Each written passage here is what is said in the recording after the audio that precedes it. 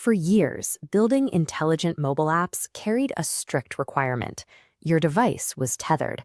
Every time a user asked a question, analyzed an image, or requested a summary, the app had to package that data and hurl it up a network pipe to a remote server farm. This legacy architecture created three distinct technical constraints. First, the user waits for the server to process the request and send it back, creating inescapable latency.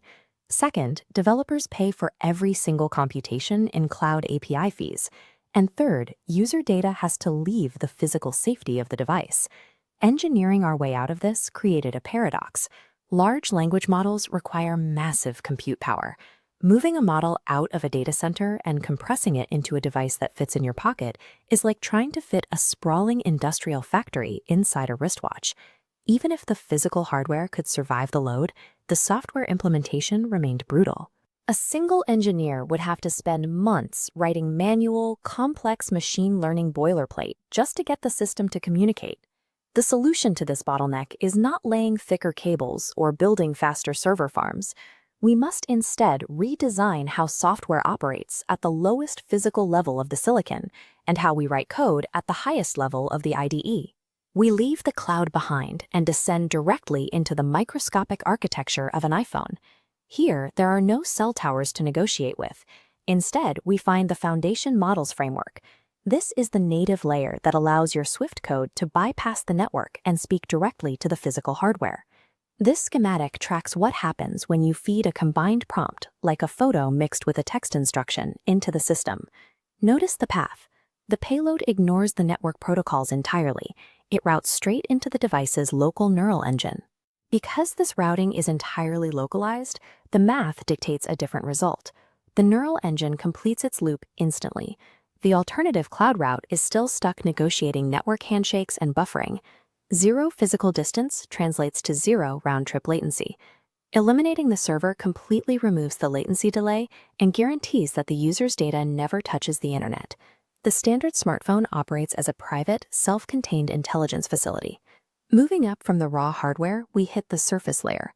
This is where iOS developers actually interact with the machine. Apple Intelligence APIs function as a direct translation layer. They take the dense mathematics happening inside the neural engine and convert them into familiar, ready-made UI components. The features are ready to drop in.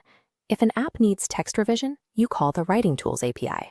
If you need dynamic visual generation, you implement the Image Playground API. For contextual chat responses, you enable Smart Reply. Look at this editor. It requires exactly 3 lines of Swift code to summon this level of local machine learning. Contrast that brevity with the trillions of floating point operations happening underneath. Years of complex neural network research and infrastructure planning are condensed into a single component that any developer can deploy before their morning coffee. The on-device engine is powerful, but we have to look at the factory where the app itself is built, Xcode. For decades, an IDE was a passive text editor. At best, it checked your spelling and offered basic autocomplete. Today, it operates as an active, autonomous copilot. Xcode now hosts AI coding agents that live directly inside your development environment, observing your architecture as you build. This flowchart maps the agent's actual workflow. You provide a plain English instruction. From that single node, the agent branches out. It writes the necessary Swift logic, refactors the UI preview, and runs the simulator tests, all in parallel without you typing a single bracket. You aren't locked into a single ecosystem either. Notice the top of the workflow. The architecture is modular, meaning you can plug third-party brains like Claude, Gemini, or OpenAI directly into this native Xcode process. The IDE has evolved into a dynamic engineering partner that autonomously executes the developer's architecture while you focus on the system's design. When we connect these pieces, the entire stack looks new.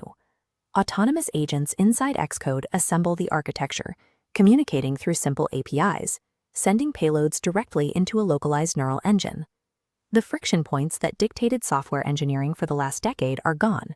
No server latency to hide, no API tokens to ration, no massive setup code to write. The role of the iOS developer has evolved from a laborer writing syntax into a director who orchestrates intelligence. You can now step away from the keyboard and observe as the system executes your vision. The barrier to creating highly functional, privacy-first software has been leveled. Whether you are a senior architect or a beginner opening Xcode for the first time, the same tools are sitting on your desk. This localized architecture redefines the mobile device as a platform capable of reasoning and creating entirely on its own.